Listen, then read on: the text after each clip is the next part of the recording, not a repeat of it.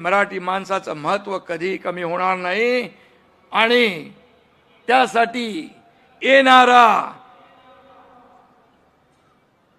महापौर महायुतीचाच असेल आणि मराठीच असेल। मुंबईवर युतीचा भगवा फडकणार, महायुतीचा भगवा फडकणार। ही काळ्या दगडावरची भगवी रेघ आहे, लिहून ठेवा तुम्ही। खरं तर यांच्यामुळेच मुंबईकर मुंबईच्या बाहेर गेला, इकडे वसई विरार नाला सोपारा, इकडे बदलापूर अंबरनाथ वांगणी इकडे गेला।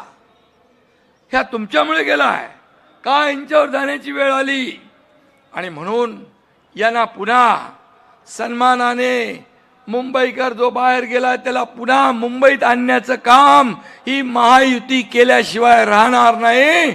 अशा प्रकारचं काम आम्ही करतोय। मुंबईकरांना घर, त्यांना रोजगार, मूलभूत सोयी सुविधा देणं हेच आमचं मिशन आहे, हेच आमचं मिशन आहे।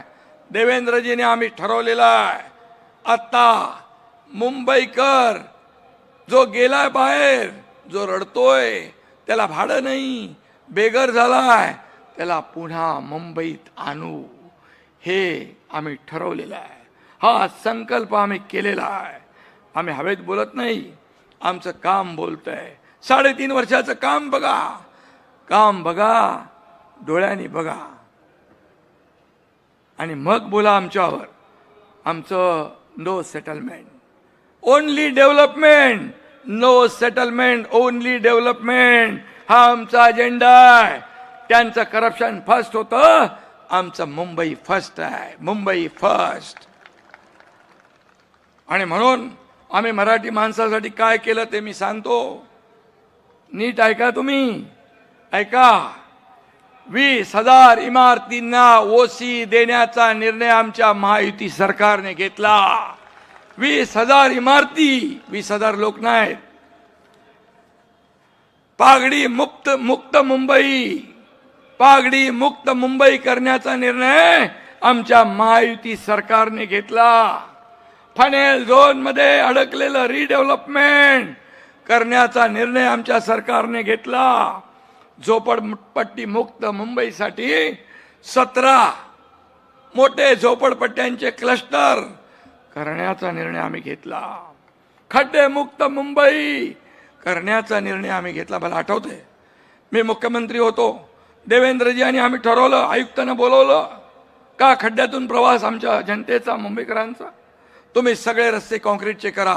2 फेजमध्ये आपण मुंबईतले सगळे रस्ते काँक्रीटचे करतोय।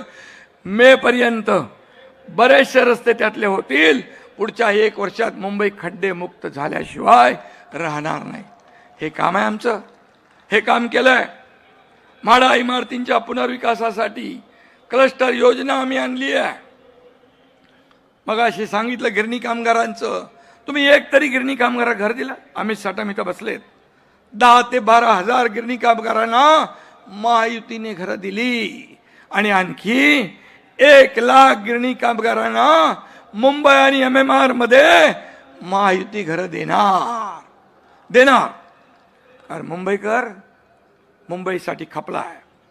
आम्ही स्वतःची घरं भरणारे नाही, लोकांना घर देणारे आहोत। आम्ही देणारे आहोत, आम्ही घेणारे नाही।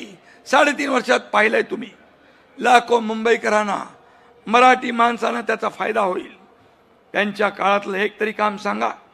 उलट आधी जी कामं सुरू होती, ते देवेंद्रजी मुख्यमंत्री असताना, हे झाल्यानंतर, हे मुख्यमंत्री झाल्यानंतर त्याला स्टे दिला, स्पीड ब्रेकर आणला, सगळं ठप्प केलं। मेट्रो 3चा प्रवास रोखला, पण आमचं सरकार आल्यानंतर सगळे स्पीड ब्रेकर हटवले।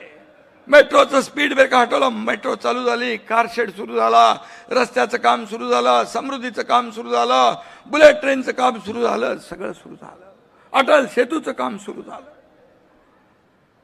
या लोकांनी काम रोखलं म्हणून 10,000 कोटींचा खर्च वाढला।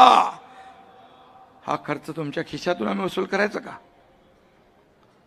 तुमच्या अडेल तट्टू भूमिकेमुळे तुम्ही हे प्रकल्प रोखले। मुंबईकरांचे हाल झाले, लोकल गर्दीमध्ये लोक गुदमरले. याला जबाबदार कोण? खरं तर हे लोक विकास विरोधी, अँटी डेव्हलपमेंट आपण म्हणतो ना, तशा प्रकारचे लोक आपण पाहिले. मुंबईत सुरू असलेल्या पुनर्विकासाच्या कामामुळं यांना खोकला होतो म्हणे, कुठेतरी म्हणाले. पण वर्षानुवर्षे झोपडपट्ट्यांमध्ये आणि धोकादायक इमारतीमध्ये राहणाऱ्या लोकांपेक्षा यांच्या स्वतःच्या खोकल्याचं कौतुक मोठं आहे. अरे, स्वतःच्या बंगल्याला परमिशन आणि गरिबांच्या घरांमुळे पोल्युशन होतंय, प्रदूषण होतंय. तुम्ही बंगल्यावर बंगले बांधा आणि या गोर गरिबांनी झोपडपट्टीमध्ये त्या बाथरूमच्या टॉयलेटच्या पाण्यामध्ये, गटाराच्या पाण्याच्या बाजूला राहायचं, खितपत पडायचं. लोकांच्या वेदना जाणून घ्यायला कुणाचा जन्म कुठे झाला हे महत्वाचं नसतं.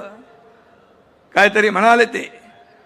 आणि म्हणून सर्वसामान्यांसाठी कोण पोटतिडकीने काम करतोय ते महत्वाचं आहे. तुम्हाला कळणार कसं? देवेंद्रजी काय, मी काय, आम्ही ऑन फील्ड काम करणारे आहोत. आम्ही जमिनीवरचे कार्यकर्ते आहोत.